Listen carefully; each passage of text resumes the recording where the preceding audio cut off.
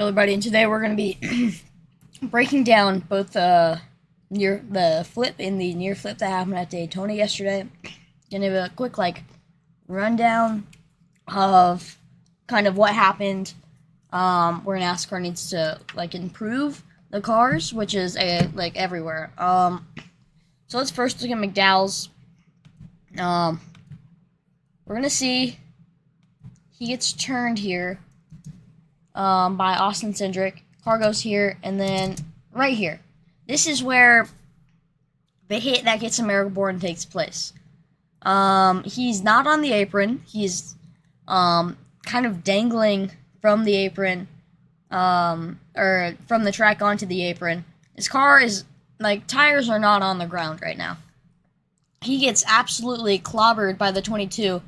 That sends the car airborne, and the thing here is that it doesn't flip. It proceeds to, for the most part, stay on the ground here. Does not hit the catch fence. It's close, but it does not hit the catch fence. So, the issue that occurred with this is obviously the hit gets him airborne. This is not a blowover. Joe Logano, nowhere to go. He hits him. This gets the car up into the air for a good second or two. And I don't think this car would have flipped with the fin, without the roof flaps. Or, roof flaps obviously helped, but look at the car. They do deploy, but if you on your side like this, the roof flaps aren't going to help much. They don't. The air's not getting there. So, at this point, what's keeping him on the ground is going up the banking, I believe. Sorry, excuse me, but the car going up the banking kind of pulls, the gravity kind of pulls it down, and I think that's the main reason why this stayed on the ground. Now, I'm not saying that if you put a 1987 car, on this track and the exact same thing happened, that car's flipping, obviously. NASCAR's obviously made some improvements to the cars to make sure they don't flip as frequently. But, again, scary crash. Glad he's alright, but aero-wise, not much happened here, to really stop it from going on its side. And once it was on its side, it, went back on its wheels. But I'm not a fan of how the broadcast booth, talks 10 minutes about how, these cars are great. The shark fin they added is just perfect. And a couple laps later, we get this. Josh Berry spun around, gets airborne, and flips. Now, let's look real quick. We can go in slow motion for a second here. Let's see here. Playback speed. Yeah, let's go here. Both cars get airborne for a second, but since Barry is blocking most of the air, Cindric doesn't get on his roof, though that was definitely could have happened. But about right here, the car starts to take off. Roof flaps all deploy, but it's just the flat underbody of this car that really allows air to get under this thing. And that's the main issue. Just air getting under it. Completely flips the car. We've seen this, Burton did this a couple years back, and then he just pounds the wall. Now, a lot of people are saying that they should have kept the grass, because, if there was grass here, car would tumble, but it would not have taken a 150 mile per hour impact into the inside wall, which I think is the most scary thing about this crash.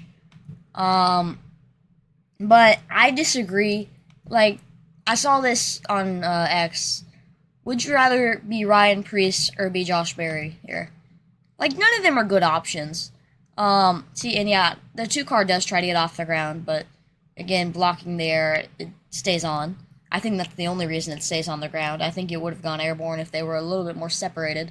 But yeah, I think that, which a lot of people agree with, that they need to add some type of astroturf, where they took away the grass.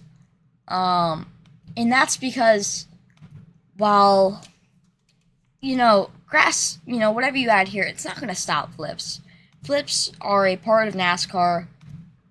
They happen, but turf would slow the car down, if it were to get upside down. Now, I know a lot of people, would say, what if a car spins out, it's not going to be able to brake as easily.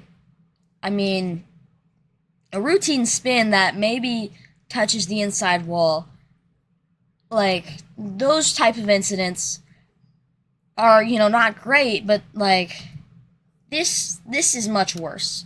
This is the stuff that NASCAR needs to focus on.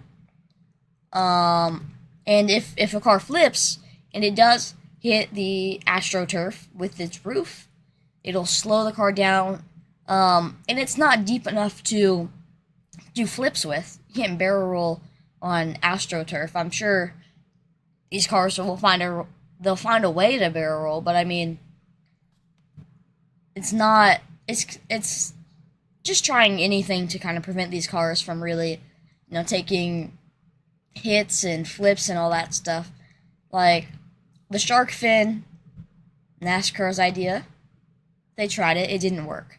But, just trying new things, trying different things, it never hurts. I'm sure, I'm sure, budget wise, it might do a little bit of a dent, but I think in the long run it'll be much better.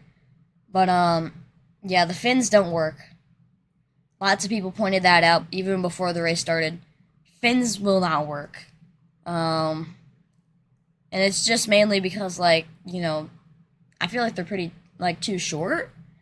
To actually work. Also, some people are worried about how his window came off. The same thing happened to LaJoie's car. It's just these cars going upside down. I mean, it just kind of comes off. It's not really a safety hazard, though you don't want things flying in the car.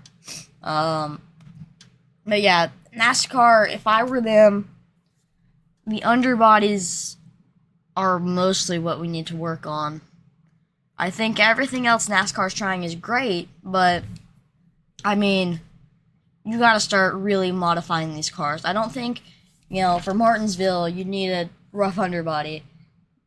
But I think for super speedways, Michigan, I guess, Talladega and Daytona, we haven't seen a blowover at Atlanta yet, so I don't know if those are really necessary. I'm sure a blowover's coming, but I don't think, it might be a wild card thing, that happened at Michigan, but I doubt a car's gonna really blow over Atlanta. So just for for safety, but let the season roll out. Figure out ways to keep this car on the ground, because this hit is just nasty. Yeah, really am happy he's all right, but yeah, that's gonna basically do it for the video. Yeah. Yeah, just comments. Flip, yeah. But yeah, that's my take on it. That's what NASCAR has to do. They have to do something about this. It's a problem, LaJoie shouldn't, and it's not a Ford thing either, because LaJoie flipped too. Well, the Fords have been taking the majority of the flips. I think they do have a little bit of a worse underbody, and just overall car design. It won't be long until we see a Toyota blow over too. NASCAR's gotta figure out something about this. I don't know why it's an issue now, because, why haven't there been more flips in the past? I'm not sure. But now it's becoming a problem. Next week is Darlington. There's not going to be a flip at Darlington, but if there is, NASCAR really needs to do something, because this isn't supposed to happen. And you can talk about wind speeds and stuff too.